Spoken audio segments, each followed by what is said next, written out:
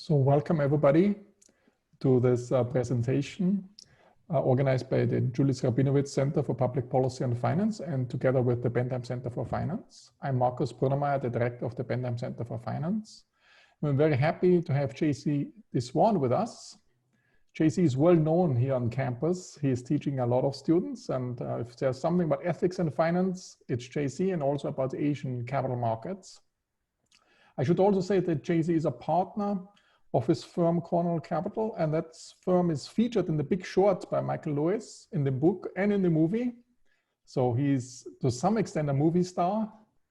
And he was presenting his new book, Seeking Virtue in Finance, Contributing to Society in a Conflicted Industry.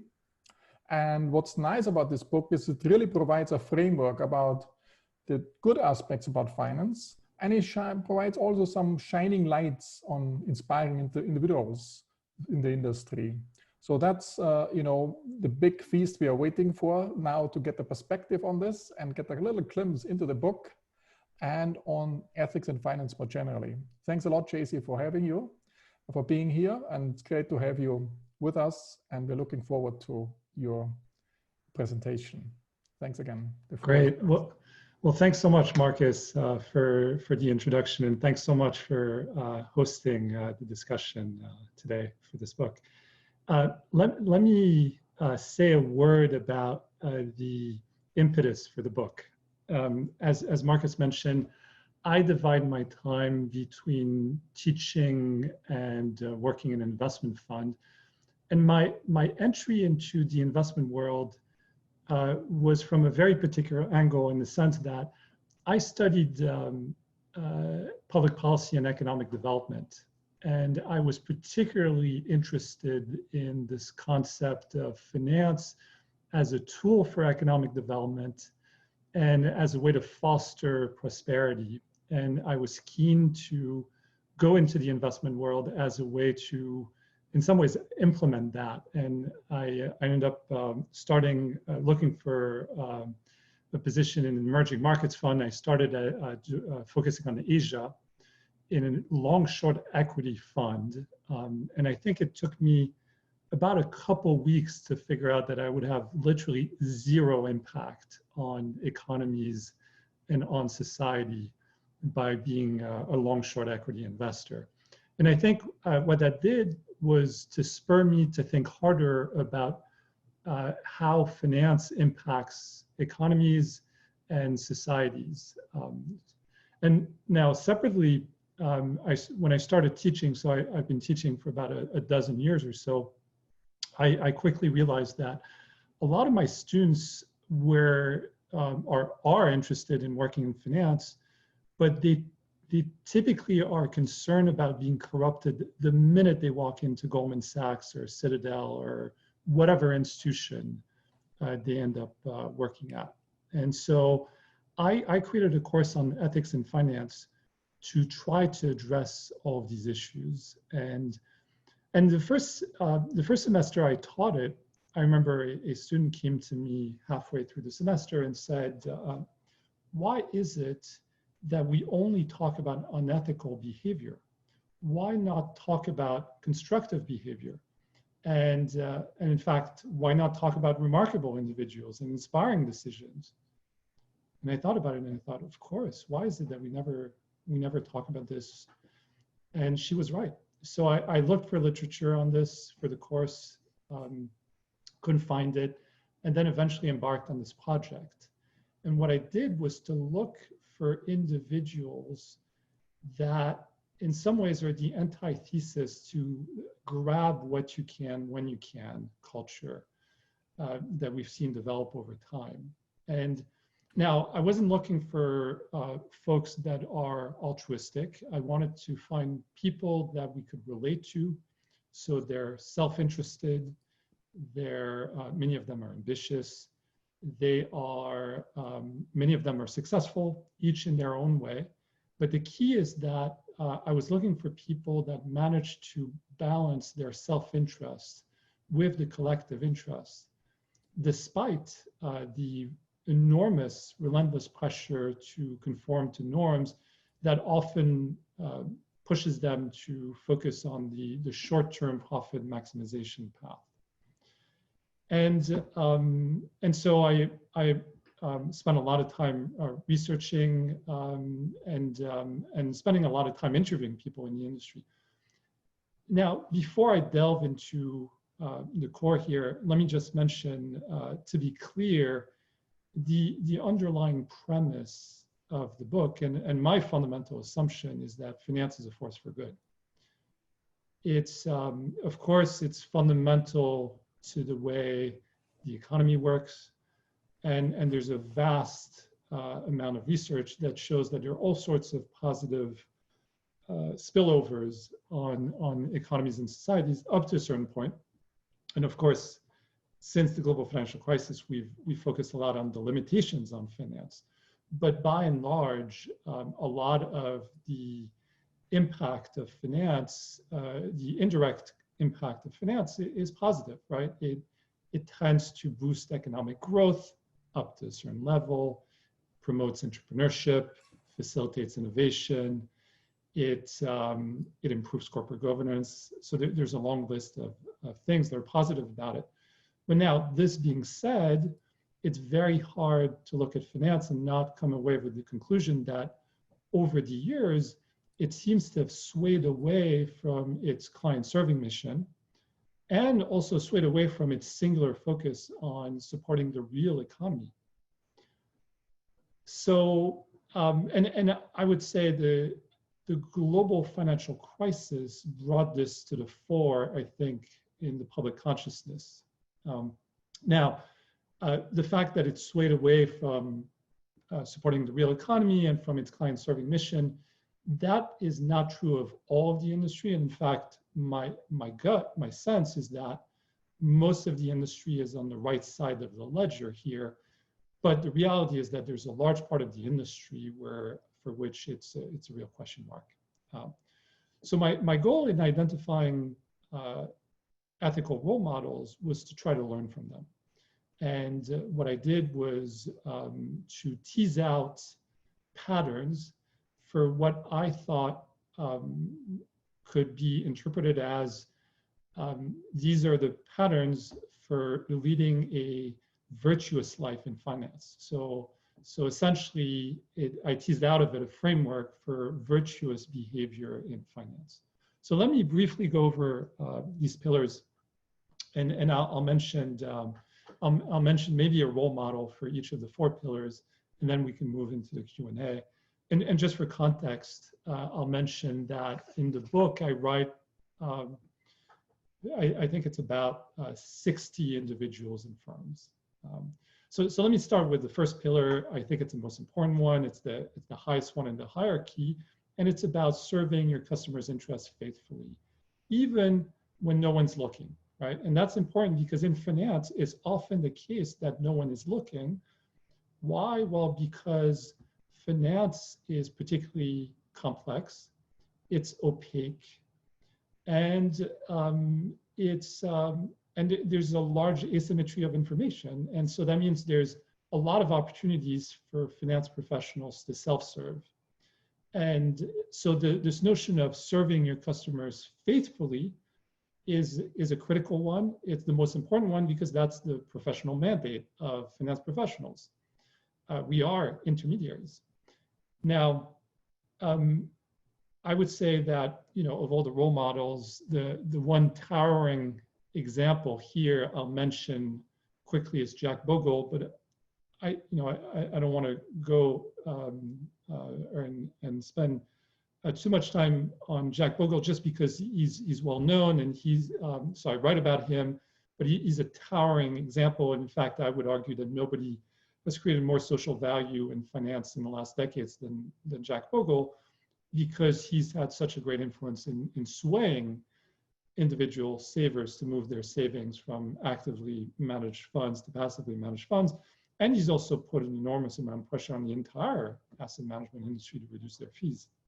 But in some ways, Jack Bogle is hard to relate to because his achievements are so towering. And also, he was so non-materialistic as an individual to border on altruism. Let me mention at the other end of the spectrum, I was particularly interested in finding hedge fund managers because this is the world that I partly live in. And what was interesting about the hedge fund world is how difficult it was to find fiduciary leaders because behavior is so similar. The challenge in the hedge fund industry is that there's almost no deviation in the way hedge funds create their terms relative to their limited partners. I actually sat down with the heads of the two largest brokerage, prime brokerage departments in New York. So prime brokerage departments of investment banks are the areas of investment banks that cater to hedge funds. And so they have an amazing vantage point. They're the hub. They see all the hedge funds. And I asked them, can you channel me towards fiduciary leaders that I can research, that I can go interview? And they drew complete blanks. And the challenge is that there aren't that many. So that's why I was particularly interested in finding Andy Okun.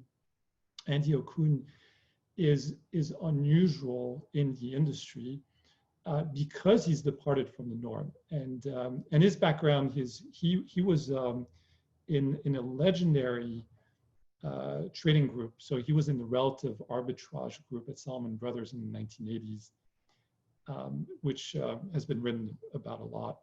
But he and his partner, Stephen Maslowski, decided to leave. I think they felt that the culture was a little bit too sharp-elbowed for them. And they decided to set up their own hedge fund. But they did something very unusual in the sense that they, instead of doing what every other hedge fund does, which is to go to one of the law firms that specializes in this and to get their boilerplate agreements, so the PPM agreements and all the agreements between general partners, so the fund managers and their investors, the limited partners, they decided to create their terms on a blank sheet of paper based on first principle. And they came up with terms that they thought showed a lot of symmetry between the hedge fund and its investors. And the net effect is something that departs from your typical terms, right? So the important thing, of course, is that their fees are low. So that's the building block typically for this kind of virtuous fiduciary behavior. But what's interesting about them is that if you go in the fine print typically skews in favor of their investors as opposed to the hedge fund. And that's the reverse typically of what you see in the industry. And so their high watermark actually grows with interest rates. They're not technically able to gate their clients, and there are all sorts of other things they do. And to me, the most fascinating is that their incentive fees, so typically in the hedge fund world, historically, you've had a model where hedge funds get 2% of assets under management as a management fee, and then they get to keep 20%, 15 to 20% of the profits, annual profits as incentive fees. They did something very unusual. They said, let's make this reciprocal. And in years where we make a profit, we'll keep 20%. But in years when we lose money, we'll actually take money out of our savings to return to the shareholders, to their limited partners, and make it completely symmetric. And that was fascinating to me. They did, and just as an aside, they did it for 20 years, and they stopped doing it after a change in the tax code prevented them from doing that. But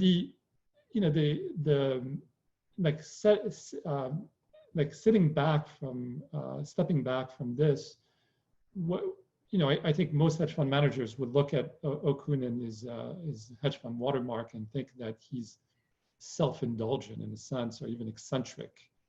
And you might look at this and think, wow, that sounds pretty pedestrian because he's a hedge fund manager and we're talking about the fine print and these terms don't feel like they're particularly heroic. And that is true. But the reason why I believe it merits our attention is because in finance, a lot of the manipulation and a lot of the deviation from serving customers faithfully takes place in the fine print. And that's why I think it's useful to look at these examples.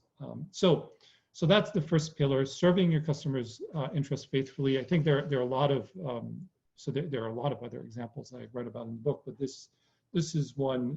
Andy Okun is a hedge fund. Let me move to the second pillar, and the second pillar is, I think, where as an industry we need to be more thoughtful. And this is the one that I think needs a lot more attention, and it stems from a conundrum in my mind, which is that you can serve your customers faithfully, serve your customers very well, and in the process be very successful yourself. But you can do so by extracting value from the rest of the world. You can do so by extracting value from other stakeholders. And that's a problem. Right. So what are we talking about specifically? Let me give you a very extreme example, which is in the 1990s and early 2000s, JP Morgan served Italy, the government of Italy, and Goldman Sachs served the government of Greece in a way that was pretty similar, in the sense that they helped these governments obfuscate the level of sovereign debt that they would show for the purpose of EU reporting, and to show that they weren't going above the regulated levels of sovereign debt, right? And they did that successfully. And by the way, this is the reason why you would pay these banks a lot of money, is because they have that level of sophistication, right? They're very deep. They have a very strong ability to work with financial derivatives, but they also know the regulation really well. And in terms of, in this case, what the government of Italy and Greece wanted, they really met their goals and were able to serve them. But at the same time, it's hard to look at this and not think that somewhere this is not extracting value from the rest of society, obfuscating the level of sovereign debt. And in fact, you fast forward, and of course we know the Eurozone crisis in 2011, 2012, a lot of it was built on excess sovereign debt. Now, of course, I'm not suggesting that we should blame the investment banks, and I don't mean to pick on JP Morgan or Goldman Sachs. These are essentially proxies for all the investment banks, right? So that's what we're talking about here in terms of extracting value. I think the more common example that would come to mind, of course, is if you invested in the company, in the proverbial company that pollutes a lot and that generates a lot of private returns, but the cost of the pollution is borne by society, right? And here I'll just mention quickly a role model that I followed very closely actually for the last 15 years, Frederick Samama. And he's a manager at Amundi. Amundi is the largest asset manager in Europe.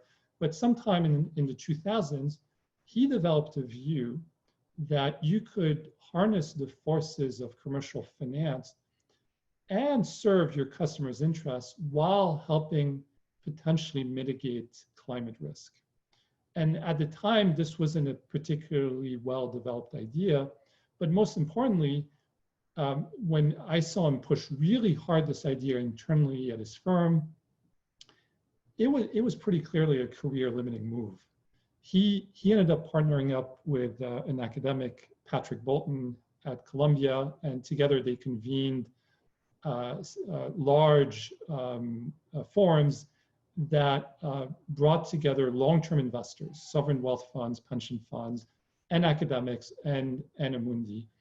And together they were able to convince folks, but it took many years, and having seen it very closely, it was not, it was completely unfashionable at the time to try to do this in the commercial world, right? And they were able to ultimately convince Mats Andersson, who was the pension fund manager for AP4, which is one of the Swedish pension funds, to embed ESG factors in his portfolio. And they partnered up, and Amundi partnered up with MSCI to develop the first decarbonized equity index. And essentially that paved the way for a very significant trend in ESG today.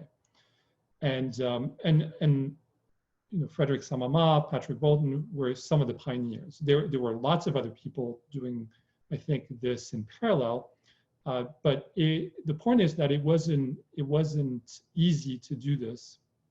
And I'll just mention as an aside, I am particularly interested in this notion of understanding the social value of investments. And so in the book, I devote a whole part of the book to understanding what is the social value of traditional investment strategies, like long-short equity and private equity, venture capital, shareholder activism, global macro, and so on. So, so going back to the pillars, the second pillar is serving your customer faithfully without extracting value from the rest of society, and ideally by creating value from the rest of society.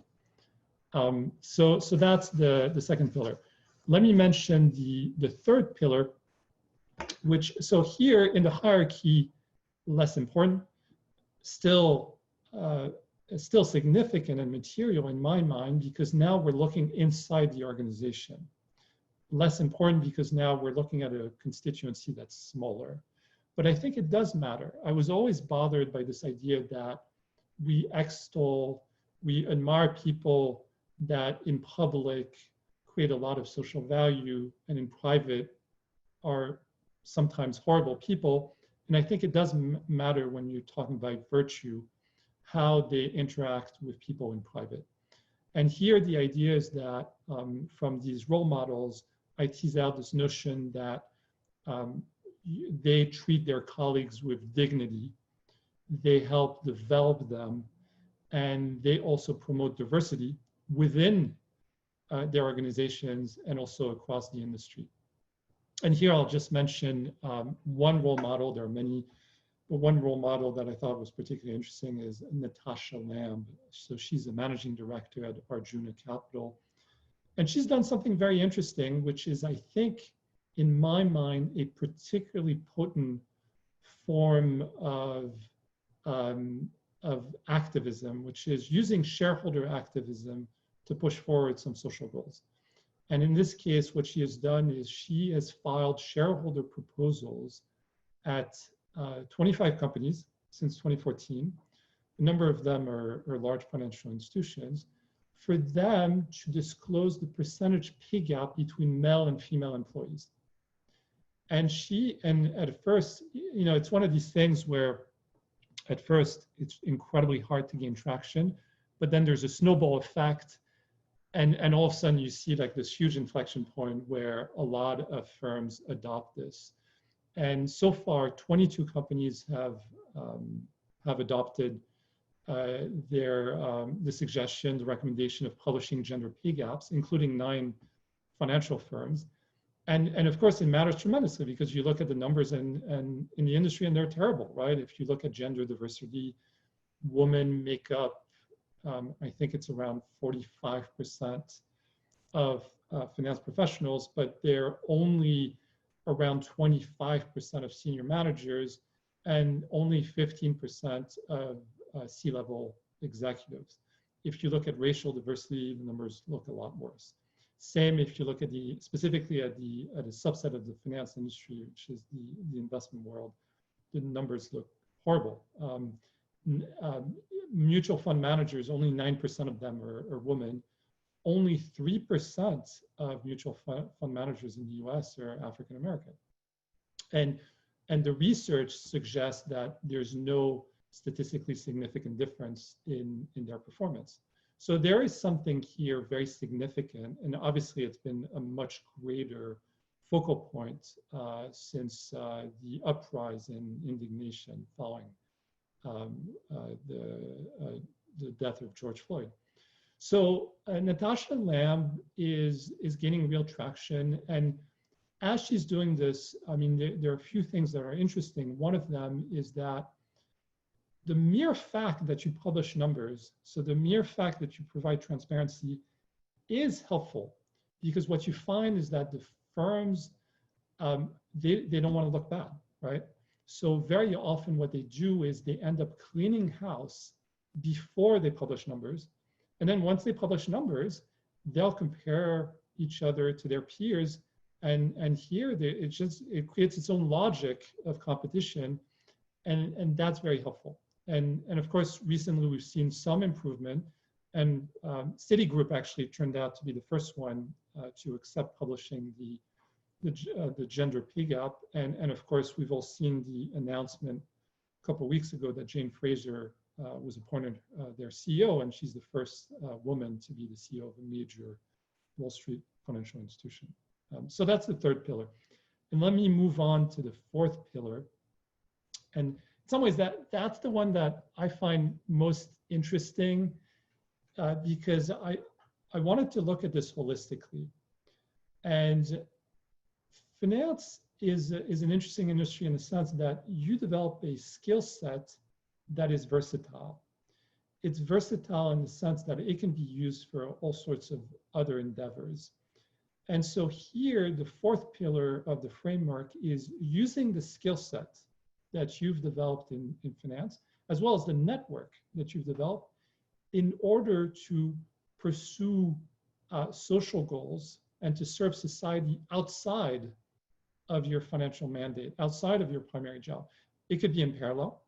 It can be after you leave the industry. And here, there are all sorts of interesting examples, I think, going back to folks like Robert Lovett, who was a partner at Brown Brothers Harriman, the early 20th century, used this skill set, moved on to become one of the most effective public servants under FDR.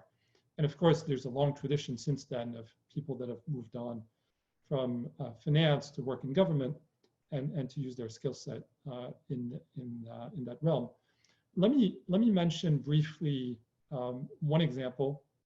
And here, of course, the examples are very widespread. Let me mention Erin Goddard. I think she is particularly interesting because here's an example of a woman who is young. I met her when she was 28, and I think that was probably 3 years ago. And she's making a difference. She was an accountant at Ernst & Young in Toronto.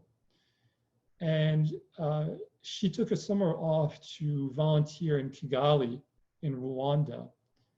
And she came back with this insight that the dramatic lack of accounting skills in Rwanda is an enormous, enormous obstacle to productivity in the corporate sector.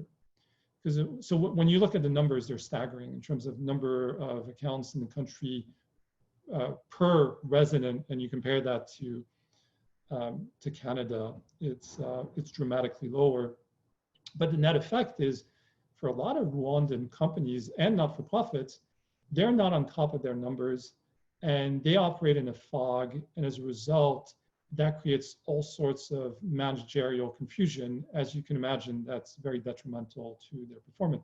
She decided to go back, and full-time, she set up an accounting academy. And so you fast forward today, it's still early stages, but she is training cohorts of usually about 100 students. So these are postgraduate students. And at the end of a few months, they're essentially job ready. They're not CPAs, but they're job ready to work in accounting at a Rwandan firm. And here's an example of someone who used her skill set in a way that I think very specifically serves society. And in both in promoting that skill set, and frankly, she's also paving the way for a small number of people to reach the middle class, right, upper middle class in Rwanda by being trained as accountants. So these are the four pillars. Let me add a few points to this. Being in the industry, I'm well aware of the fact that we are under an enormous amount of pressure to perform. And performing means that we need to push forward on the profit maximization goals. And so I don't want to be unrealistic about saying everyone can use that framework.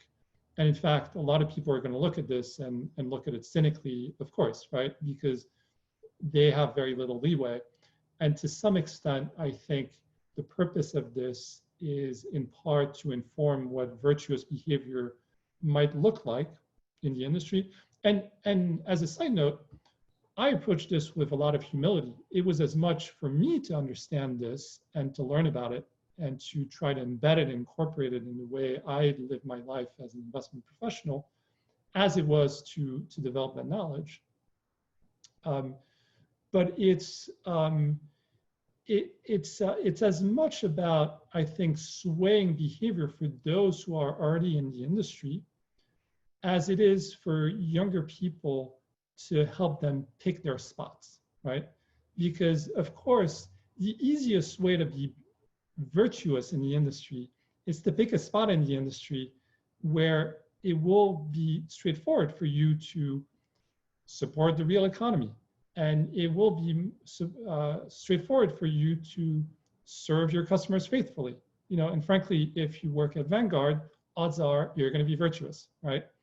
If you work in a, I don't know, in a hedge fund that focuses on exotic derivatives, much harder, right? So a lot of it is about picking your spots. I would also add to this that it's in some ways when you look at these role models, they're not heroic, right? You can't compare them to, I don't know, like the nurses that put their, and doctors that put their lives at stake during the pandemic, or the frontline workers who doggedly showed up at work to serve their communities. You can't really compare them to that. In some ways, like, it's very pedestrian, but it matters because finance is so pervasive to society, it's so pervasive to our lives, and being more thoughtful and being mindful about your impact on society as a finance professional, I think it's critical in order to help improve society. And I think it's a piece of the puzzle. It's not the whole puzzle by any means, and there are other things that I think would be as potent that need to be deployed in parallel, and we can talk about that. But I think it's a critical piece. Let me stop here, and we can engage in whatever is on your mind. And of course, there are a lot of directions this can take, because it's a pretty broad topic.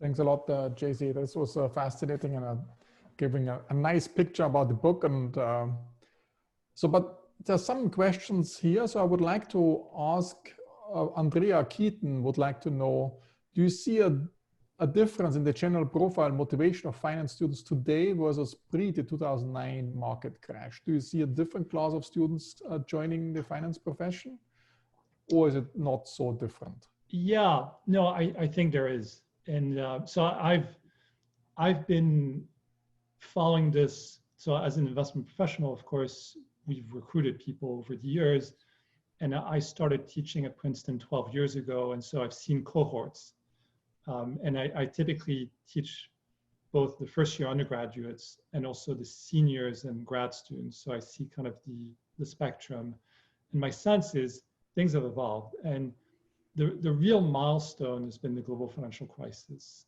I think that's had an enormous amount of influence, and it's pervasive, right? And I see it, for instance, in my freshman seminar on ethics and finance. Students have to write an essay when they apply for it for one of the spots, and I read the essays, and you can see themes in the essays, and starting in 2011, 2012, a lot of the themes were about parents who had lost their jobs to the global financial crisis and this angst around our economy.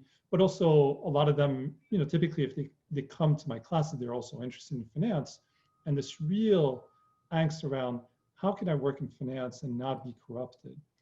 And so I've seen a change over time in the sense that my students, and this is anecdotal, my students seem to be more mindful of their place in society. And they seem to be more interested in understanding their impact on society. And I'm sure, frankly, that the pandemic will have an enormous impact also. And if anything, I'm guessing that it's going to exacerbate this. It's going to make it more powerful. But by the way, it's not the only trend that I've seen. Like there are other trends. For instance, I see a lot more of my students being interested in doing startups, right? Being entrepreneurs. That's fantastic.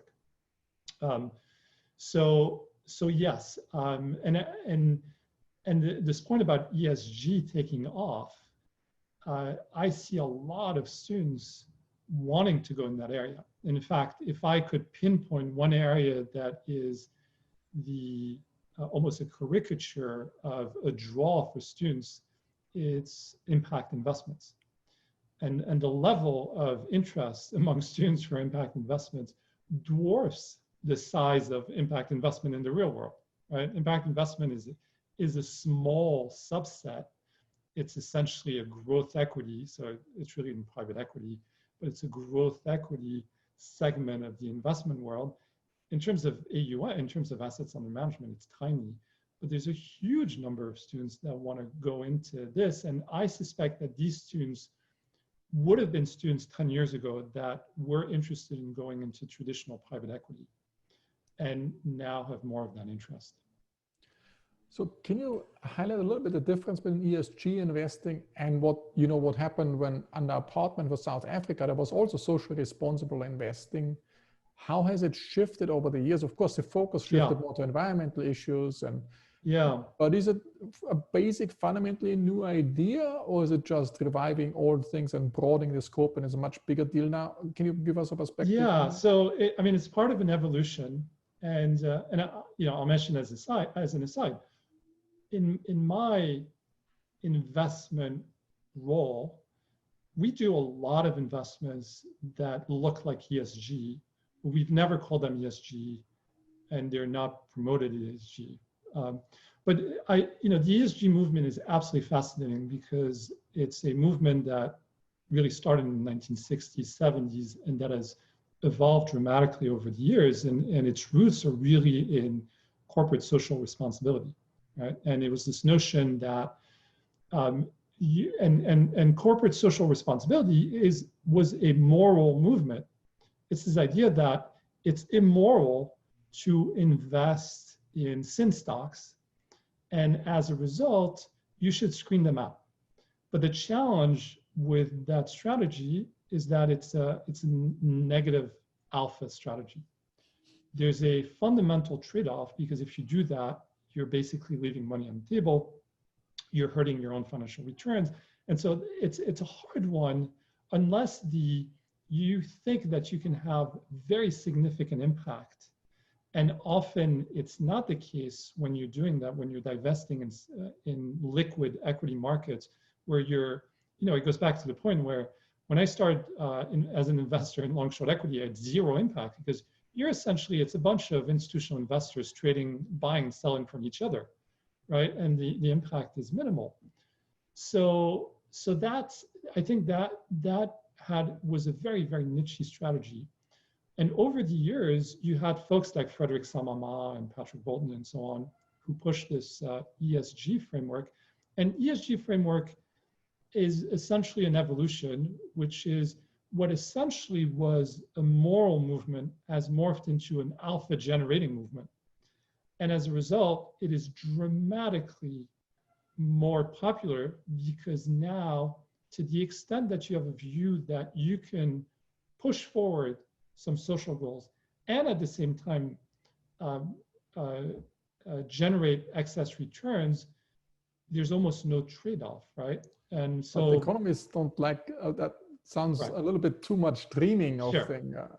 Sure, and absolutely, and there are a lot of there are huge challenges. But I'll tell you why I think it's credible, and I think it's credible as an alpha generating strategy, because one is there are different pieces to it. So of course, one of the challenges is that ESG is incredibly vague and different people define it differently. But ultimately, if you're embedding environmental, social, and governance factors in your investing, ultimately it's about taking into account a lot of factors that will affect your performance over time, right? So today we're talking a lot about delving deeper into the sustainability of your supply chains. It's hard to argue that that's not going to help your investment process, right? And by the same token, if you're trying to shield yourself from the possibility that we're going to regulate more heavily carbon emissions, then the idea that you could gain exposure to benchmarks that are decarbonized or have a lower carbon footprint, but have a very, very low tracking error, meaning in the status quo, your performance is going to be similar to folks that have exposure, say, to the S&P 500. But if you have a lower carbon, like a decarbonized S&P 500 ETF, at the point when we start pricing in this, then your performance will improve. So I think from an alpha perspective, I think it's credible. It's a very young movement, so it's in some ways it's too early to say. You can look at it from different angles too. One is so that's the functional angle, which is when I look at what ESG funds do, I can see that it's helpful from a returns perspective. Now you can also look at it from two different angles, which is what about the companies, right? If you look at the performance of companies based on ESG metrics over the years, the research tends to show that the companies that have scored higher on ESG metrics have done better. Now, there are challenges to this, right? So there are a couple interesting studies. There's a Morgan Stanley study, there's a BlackRock study that go back to, say, over 15 years. And but the data is pretty sparse. There's another angle, which is you can look at fund performance. So what about the ESG funds? And the ESG funds seem to have done well over time relative to their peers that are not ESG. And of course, I mean, there are outstanding ones like Generation, David Blood fund that have done extremely well. So from an alpha perspective, I think the jury is still out, but I think it's credible. Now the question is, from a social impact perspective, is it meaningful, right? Like, is that going to move the dial? And my sense is that I see it as a force for good, frankly, because at a minimum, what is it doing? Well, it's creating more transparency. It's pushing firms to publish stuff, right? It's pushing firms to publish their carbon footprint. It's pushing firms to publish their diversity numbers. And my sense is that transparency puts pressure on them to improve. But that's at a minimum. Then at the same time, it's hard for me not to believe that it's getting harder for companies that have a heavy carbon footprint not to do something about it. And part of it is ESG related, right?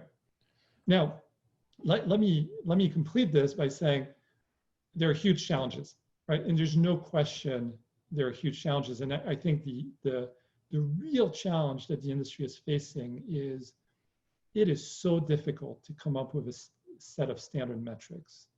The institutions in the field are tripping all over themselves to try to come up with a set of metrics that everybody's going to adopt. The net effect today is that you have multiple overlapping set of standards. Even 2 weeks ago, the 4 large accounting firms came up with their own standards, and it's challenging because measuring social impact is so much harder than measuring financial returns. So I attempted to do that in the book, in the chapter on investment returns, but I can see it's difficult. So that's one challenge. The other challenge, as I mentioned, the data is sparse, so it's hard to draw conclusions. And of course, might we be in an ESG bubble now because there's over exuberance? Everybody wants, and then it becomes more of a marketing tool, and that presents its own challenge. Let's suppose if you can also take a different perspective, essentially for the rating agencies who can determine whether something is ESG or not. There's a huge power and a profit opportunity. Yeah. And we know the rating agencies did in the last crisis not such a good job. So that's a huge danger out there. But that doesn't mean you shouldn't do it. One shouldn't do it. But, yeah, and I think, one potential solution to this is to try to gain consensus so that the rating agencies that do this are not the rating agencies that an issuer pays for, right? Because there's an inherent conflict of interest here, but that, if we could all zero in and agree on a not-for-profit rating agency where you don't have that conflict of interest, that would be great. But of course, the implementation is hard. But who decides that? It's probably the big funds. Ultimately, it's going to have to be some sort of migration from large shareholders. Yes. So let me go to the next question. So essentially, it's related to that. What is actually how to overcome the challenges concerning that the finance industry is always, seen at a negative angle. Why is it the case that it has this negative? Is it just because of the last crisis, or is it typically? And what is then also the ways to overcome it? Is this ESG label just a whitewashing thing? Isn't this a danger that, the funds say they don't behave really well, they just want to be seen behaving better, just to get out of this bad reputational environment they went in, particularly after the global financial crisis? Yeah. So first of all, why is the industry perceived so negatively? It's not just the global financial crisis. I think the global financial crisis was crystallization of a lot of trends that we've seen over the years. But this is decades long in the making. And it's not to say that the finance industry was such a paradise on earth like 40 years ago, but you have a bunch of structural changes that have created fundamental conflicts of interest, right? When DLJ went public in the early 1970s, that started a whole movement of large Wall Street firms going public. And all of a sudden you have a conflict of interest, because being public now, you're beholden to shareholders that are going to be focused on quarterly earnings. And at the same time, it's hard to reconcile that with the long-term solicitous patient handling of customers that ideally you would try to implement. And so that interject here, because Dan Jambi would like to exactly know that. What's about short-termism and long horizons?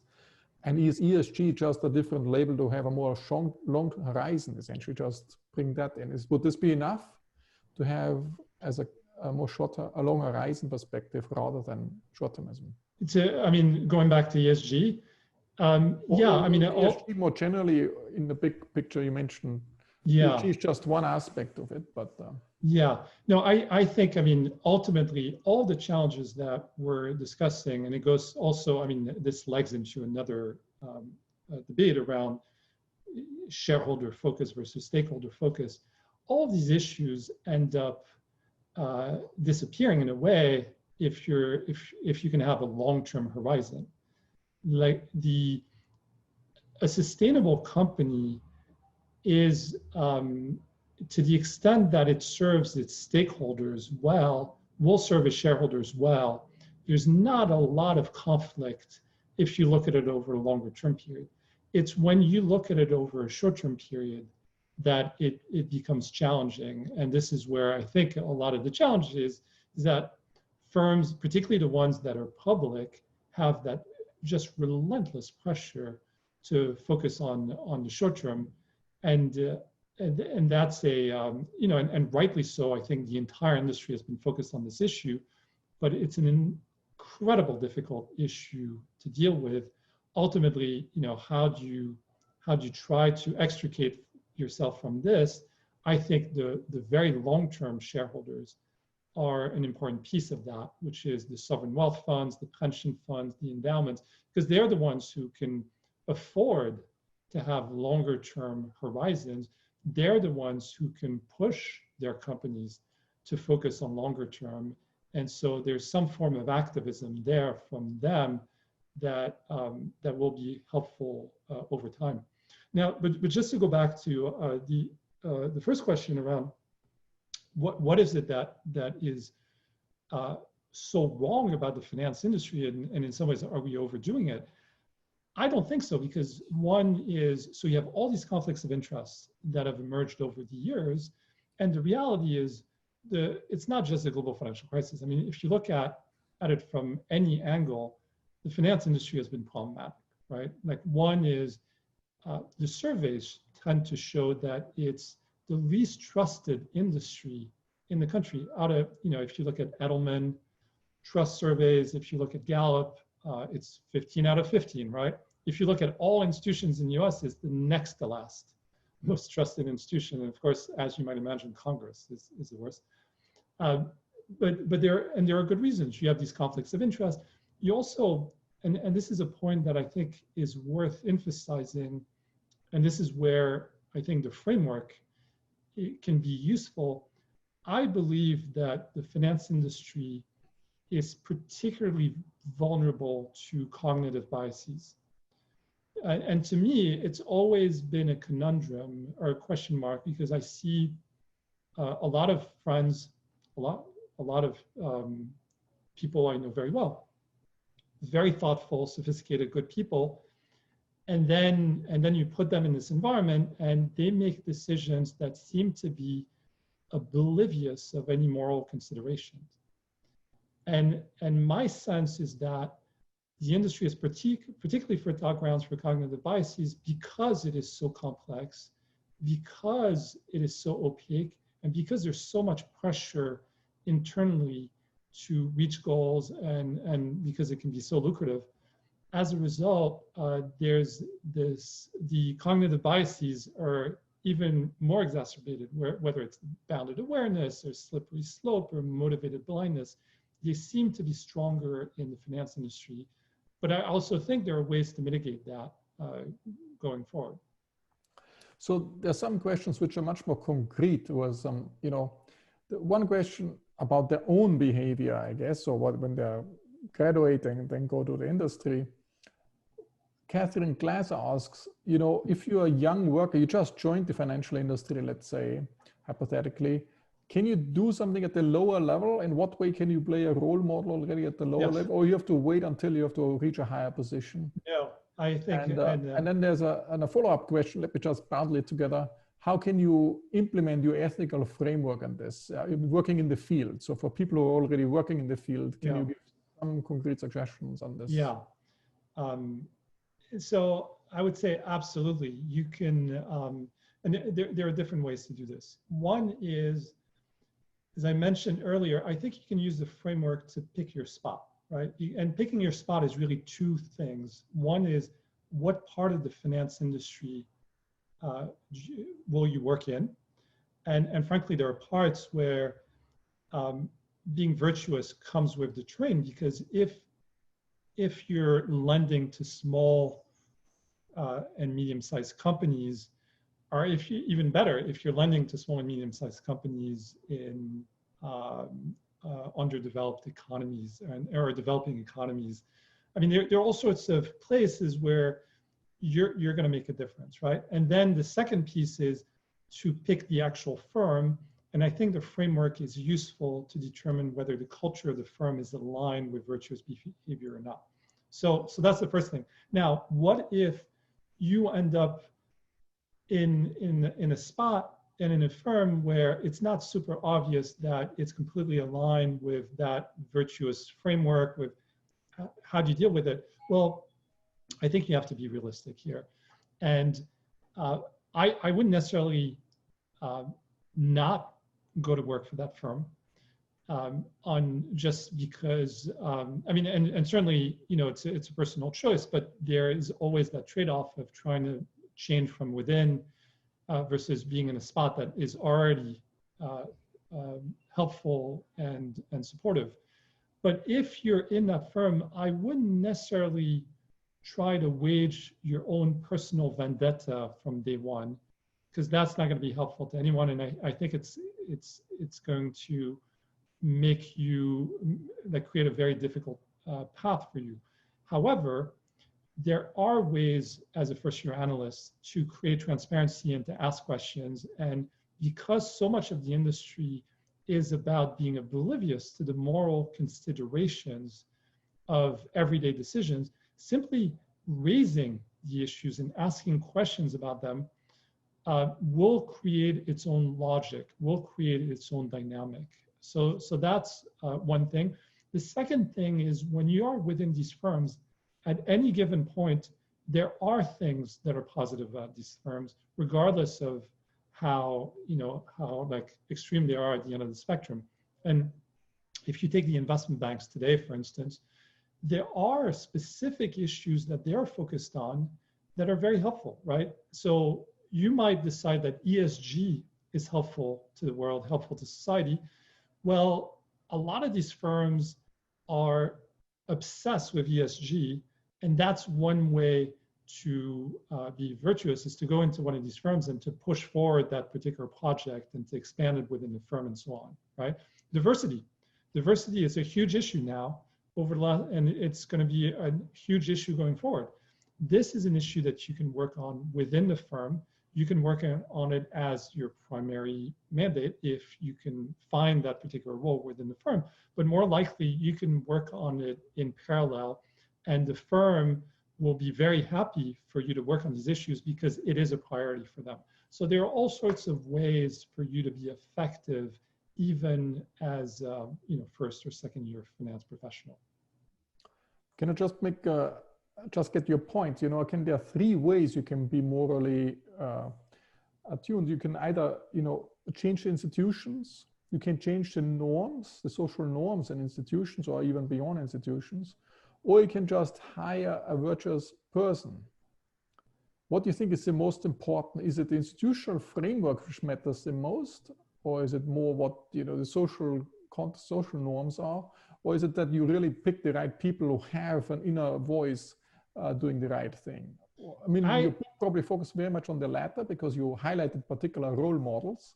Yeah, and of course, my angle is a very specific conceptual lens, right? Because I look at it, so the book is unusual in the sense that instead of looking at the system, I'm looking at the agent, and I'm looking at decision-making from the agent's perspective. So in some ways, it's you can think of it as a management book, and I have views on how you would change the system, and I think the way you would change the system, it's a mosaic of pressure points where your behavior as an individual is part of it, but it's not the whole thing. And I think regulation is key. There's no question that regulation is critical. And the second piece is shareholders, right? Like what shareholders are doing today is absolutely critical. And I want to mention, I thought it was a very important point that Luigi Zingalis made last week on your webinar, Marcus. So Luigi Zingalis, distinguished professor at the University of Chicago, made the point that we shouldn't assume that shareholders are narrowly focused on shareholder returns at all times. The reality is that over time, they have become more willing to make value-based trade-offs. And my contention is that is also true of individuals. That is also true of employees. It's true of finance professionals. They are not robotrons, and they're willing and able to make trade-offs, value-based trade-offs. So going back to your question, Marcus, I think at a very high level, you have this mosaic of pressure points that can be most effective. In a firm, ultimately, the most important is going to be the informal culture of the firm. And the informal culture of the firm is always defined by the leader or the founder, whoever is on top. And unfortunately, the informal culture of the firm can be extremely different from the espoused culture, the culture that is marketed and even written down, right? And Wells Fargo is a great example. I do a case study on Wells Fargo in the book, and this is a perfect example of a bank that was anchored in its community. It was a community-based bank. And yet, and in fact, it goes to the challenge of writing about ethical role models. I had started researching John Stumpf as an ethical role model. And then this incredible scandal surfaces where they created 3.5 million fake accounts. And this is a great example of a firm where the informal culture was essentially about getting results at all costs. And so, first, so to your point about, what would be the most effective in changing a firm, I think ultimately it's about, it's not necessarily about hiring the virtuous individual. Today, right, the virtuous individual is going to have impact over time, over the next 10 years. And that's why it's incredibly important for the students to come in with that, that concept and that mindfulness. But ultimately, I think what's going to change things even more is going to be pressure at the top. And that's where shareholder proposals can make a huge difference. Good. So there are a couple of, I don't know how much time we have, I think we can go on a little bit longer is this okay? Or sure. So at some point we have to circle back to the ESG issue because there are more questions on ESG. And if you were to go back, how to measure return on investment. So how would suggest, Varun Deep asks, companies measure long-term social beneficial return on investment. How would you measure that? Of course, you have the rating now, ESG rating in a sense, right. And you want to have a long-run focus. Would you say we should not report quarterly earnings anymore? We should actually only project earnings for the next 3 years or have a longer horizon? Companies have to project some return on investments in the long run, or give it a social touch to it, or how would you change the accounting? Oh, the accounting. That's a tough one because I can tell you, yes, for sure, I wouldn't want quarterly earnings. I wouldn't want projections. But the problem is, this is one where what you would theoretically like is so hard to implement because the whole system is so deeply, deeply embedded in those existing mechanisms. But yeah, I mean, like what projected quarterly earnings is not helpful, I think. And to the extent that we can move people away from this, I think it's helpful. And so we could adopt a system that's more like the Hong Kong exchange system in Hong Kong. So Hong Kong listed companies have to report only every 6 months. And of course, you could mandate different reporting. So for instance, in the UK right now, the gender pay differences are mandated to be reported, but that's not the case in the US. If anything, in the US, there's been pressure in the current administration to move away from these types of dynamics. But I think if you could mandate the reporting of the company's carbon footprint and diversity and all this, in addition to earnings, and then move away from the quarterly reporting and projections, yes, that'd be great. Now, it's hard to get there. And ultimately, the pressure, again, is, I'm not sure regulating it is the right way to do it. I think pressure from the shareholders may be even more effective to getting there.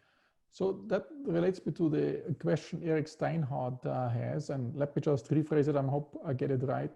So he argues that the ESG might be a zero-sum game, and to some extent, on the wealthy have a much more louder voice compared to the poor who don't own shares, and hence they have way more representation in the big decisions of our society about wealth inequality, income inequality, environmental issues, which touches a lot of the poor people who can't vote then because they don't own shares, and the wealthy might not care so much about polluting a poor neighborhood.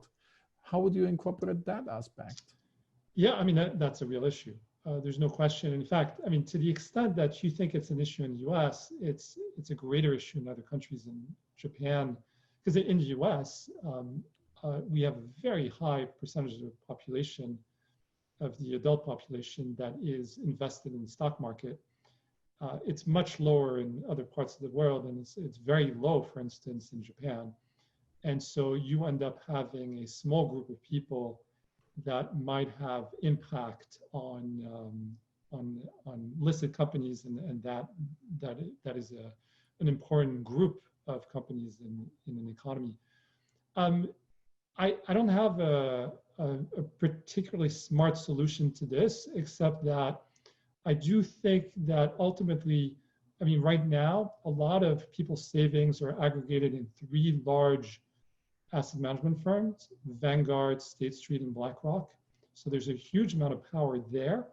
And to the extent that we could find a smart way to delegate your voting to these folks, and perhaps it's by having a third-party not-for-profit institution that people respected and was credible, that would opine on where these firms should vote, and these third party could take into account the views and the perspective of those who are not invested in the stock market, or perhaps there's a there's a whole spectrum of institutions. Shouldn't this be the parliament or some voters rather than a third party who is not accountable to anybody, or who should organize? I mean, that's I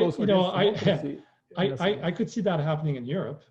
In continental European economies, I could see support for that. I think it'd be hard in the US to see something like this being public. But yeah, I mean, theoretically, that could be a great solution. But in theory, you cannot just give some dictator the power and what he will interpret as socially responsible will be socially responsible. No, I think, I mean, the idea would be that you would have a spectrum of a handful of not-for-profits who would act in a way like ISS and Glass Lewis today, so the proxy advisors, but would be focused on all the shareholder proposals that have societal impact. And they would do the research, and they would say, on all these proposals, here's how we would vote. And then an investor could, so say an investor invested in Vanguard, could say, I want Vanguard to vote according to this not-for-profit recommendations. And in some way, because an individual investor is not going to be able to go through all the decisions that you have to make in all the companies. So what you envision is essentially the 5 proxy voters who vote for me, and I can give my votes to one of them based on my preferences. Yeah, and these proxy voters will reflect the kind of trade-offs that you're comfortable making. And perhaps there's one that is extremely focused on climate change, and the trade-off is that I don't care what the proposal is, I'm just gonna vote in favor of anything that is supportive of reducing carbon footprint.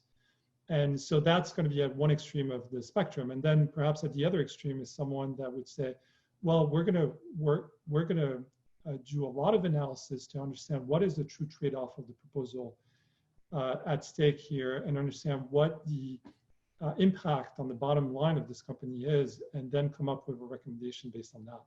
So, but there is a conflict here. Now, I can buy all the ESG funds and buy only green companies, which are anyway behaving well, and this way I fund them. But I have then no vote on the dirty companies, let's say. In order to impact the dirty companies, I have to buy their shares in order to have some voting power, which I can pass on to an agency who does the voting for me. But that's where I think, I mean, Vanguard doesn't, like, that's the index. So, and Vanguard, BlackRock, and State Street, they're increasingly spending time trying to figure out how to vote. So you're voting on the dirty companies when you're an investor in Vanguard. But that wasn't the case 5 years ago, because by and large they stayed away from the engagement. But that has changed over the past year or two. I've spent a lot of time with for instance, the folks that try to figure out how they should vote, for instance, in Japan on these issues, and they're being very thoughtful about trying to figure out what's the right set of votes on behalf of their shareholder base. So if you're invested in Vanguard, BlackRock, and State Street, I think you're voting on all these issues. The question is, you want to push these firms to vote more and more, right, and to be more and more engaged.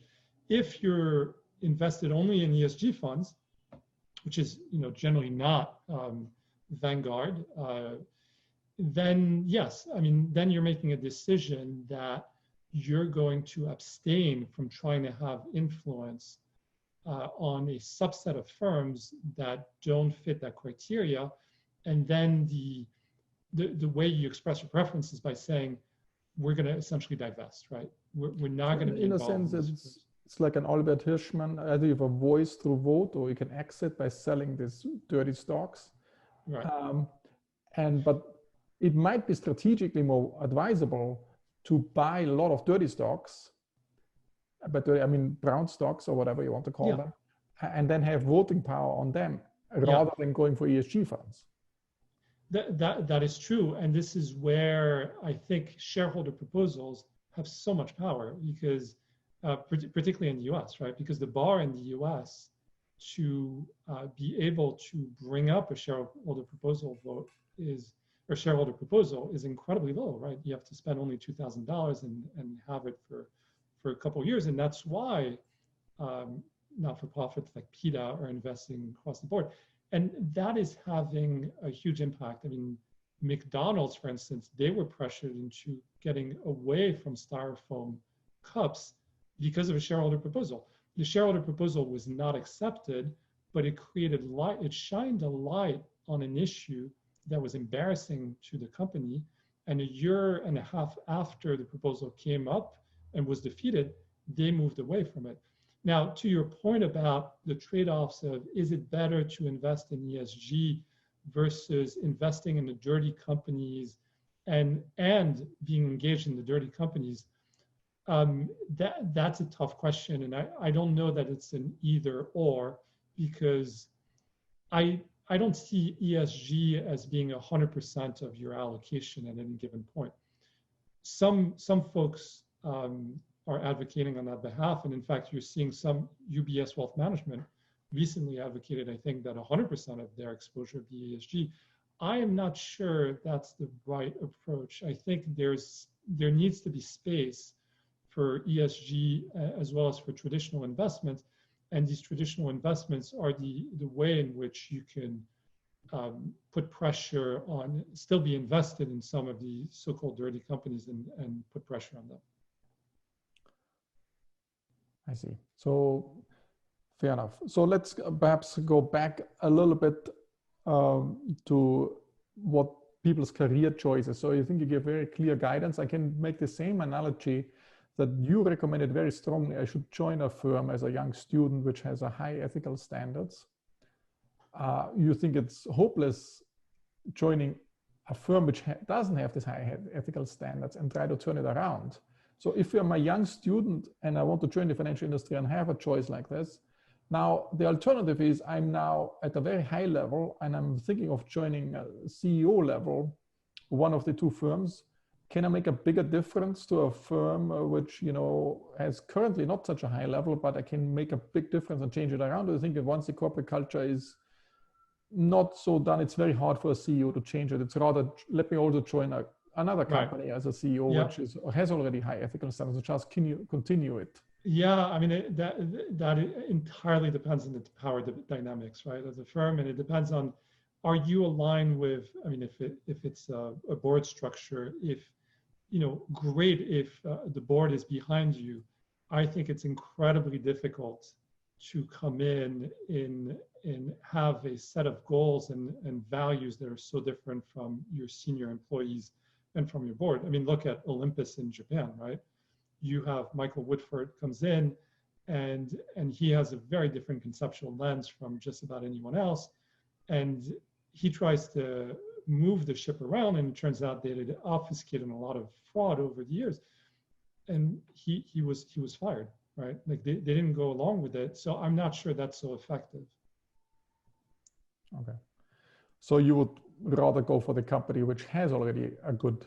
Well, you could, and you know, this may not be a satisfying answer, but you could go for the middle ground. So you don't go for the company, because if you go for the company that is already like implementing all this, they're going to do it regardless. So you want to go for the company where you can actually enact change. And I wouldn't, I mean, the way you frame the question, I wouldn't state it so strongly. I'm not necessarily advocating for students not to work at the firms that are super, focused on returns and on, I just think that you have to deploy a lot of emotional intelligence once you're in, and be patient and try to pick your spots in terms of how you try to influence things. But the easiest and best way to influence things is to ask a lot of questions, because my view is that there are a lot of things that are implicit in finance that if they were explicit, that would make a difference, because it would force people to confront the fact that in reality, a lot of the decisions that they make do have a moral dimension. And in fact, I would say, even in our context, in our hedge fund, every so often we come up with a moral dilemma because it's the nature of the industry. And what I do feel is very effective is to write things down. And, I often go back to the oldest framework in ethics, which is this idea of, would you be comfortable? There are three questions. Would you be comfortable if the decision you made today was on the front page of whatever media channel matters to you, the Financial Times or The Economist? And secondly, would you be comfortable if everybody else in the industry did the same thing? And then the third one is, would you be comfortable if this became part of your legacy? And if you actually articulate this and write it down, it does make a difference. And so I do feel that going forward, and this is one of the projects I'm interested in embarking on, the notion of checklists could make a difference in the industry. And you know how checklists have made a big difference in medicine. Because cognitive biases are so important in finance, and because a lot of it is about the unstated, I feel that if you create a checklist where you had to actually write down what you're doing, and to say, for instance, you make a decision, you invest in a company, but you have to actually articulate what you think the spillover effects are going to be. What are going to be the indirect consequences of your investment outside of your financial returns, whether it's on the environment, it's on the suppliers, on your customers, and so on. And you actually spell it out. That would go a long way, I think, towards changing over time people's views, because it's hard to lie when you have to write it down. But what is morally acceptable or okay is also changing over time, and it's also, yes, one can have very different perspectives on that. Of course, there's some absolute levels to some extent, but should we just go with the newest fashion cycle because that's no, yeah.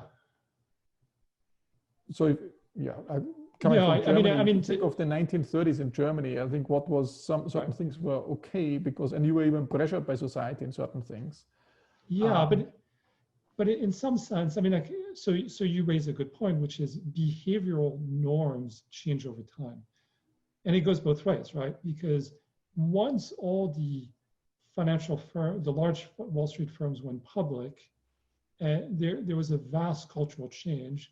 And it was not just because they went public. There were other things that there was the rise of trading as a source of profit, and now you're not really dealing with long-term customers. You're dealing with counterparties, and that changed. And the people that rise to the top are people that are trained as traders. So there are a lot of dynamics at stake, and the behavioral norms change for the worse, right? You care less about your long-term reputation. You care less about your long-term customer relations. And you care a lot more about the transaction and what you're going to make. By the same token, I would argue that since 2008, since the global financial crisis, it's also gone the other way. There is a lot less tolerance today, I believe, for being the Robotron greedy finance professional. Certainly there are pockets within the industry where this is unquestioned, but there's so much focus on this issue from outside the industry that I think it's gotten a lot harder. ESG is one piece of it, but there are a lot of other pressure points on the industry. And going back to your point, I do feel if you write down what is the impact on your customer? What is the impact on other stakeholders? I don't know that it's so beholden to whatever norm is in fashion at that point. I mean, I think there's a pretty objective criteria there, which is if you're polluting the environment, you're polluting the environment. And if you write it down, I think it becomes a little harder to be, gingerly like move forward without actually taking stock of the fact that you're having negative impact on the rest of society. But let me give you, environment is very obvious, but let me give you a different example where, you take over a company and fire half of the workers, which has huge negative implications. Yeah. But you restructure the company, make it, more forward-looking, digitize things, but you lose half of the workforce. Yeah. That's one example. Or another example is you outsource it to China, and you save thousands of people, bring them out of poverty, but you hurt some in the US. Where's the boundary? So is it good or bad, or? That's incredibly difficult. And I wish I had a good answer to this. I struggled looking at analyzing the data on the social impact of investments, because when I look at specific strategies like private equity, and I look at what is the impact of private equity on employment, well, you can see the impact. And private equity tends to decrease employment in its particular companies. And I think that's driven by the fact that the focus of these studies are on LBOs, right? And LBOs, typically, you acquire a mature company, you privatize it often, and you make it leaner, and you try to optimize the balance sheet. And the question is, okay, so it decreases employment. Is that good? Is that bad? It's contextual, because if I look at a state-owned enterprise in China and you tell me reduce employment, that's probably good, because they're probably very bloated, very unproductive. Their return on equity is going to be very low single digits, right? If you do that in the States, I'm not so sure. Like it's very contextual, so it's very hard to give an answer, and that's why it's so hard, by the way, to come up with a standard, a metric, because if you create a metric that's around employment, most of the time increasing employment is going to be great, right? Venture capital is one where it clearly increases employment, and we know that's a force for good. But now, when you look at like LBOs, it's a much harder. But is it okay to say I create a new startup, and then a startup like let me pick Tesla, and it drives all the Detroit car companies out of business? So being a finance venture capitalist to promote Tesla, and then later on, essentially, it leads to a lot of unemployment? Or is it better if a private equity company comes into this Detroit and turns it around and saves half of the jobs? Yeah. I mean, it's hard for me to say that it's not better to be productive and promote innovation and create, essentially a new industry. There's a way to look at it, which is some of the studies look not just at employment at the particular firm, but employment in the entire industry. And they see whether it actually tends to increase employment or not. Actually, it's not the entire industry. They look at it on a geographical basis within that industry. And in general, it tends to be positive for venture capital, but it doesn't speak to the fact that maybe the increase in employment is in Silicon Valley, whereas the decrease in employment is in Detroit. And that's a hard question, but my gut is that that's probably a force for good, even though there are massive trade-offs. For people who lose their jobs is everything. Yes. Okay, so thanks a lot, JC. If there's a final 1 minute or word you want to say, I give you the floor again, or is, otherwise? Sure. Well, let me just say that if you look at it from a systemic perspective, I think it's ultimately about a mosaic of pressure points, right? I think it's regulation. I think it's shareholders have a huge part to play. I do feel like employees, finance professionals also have a part to play and they can do that by being virtuous.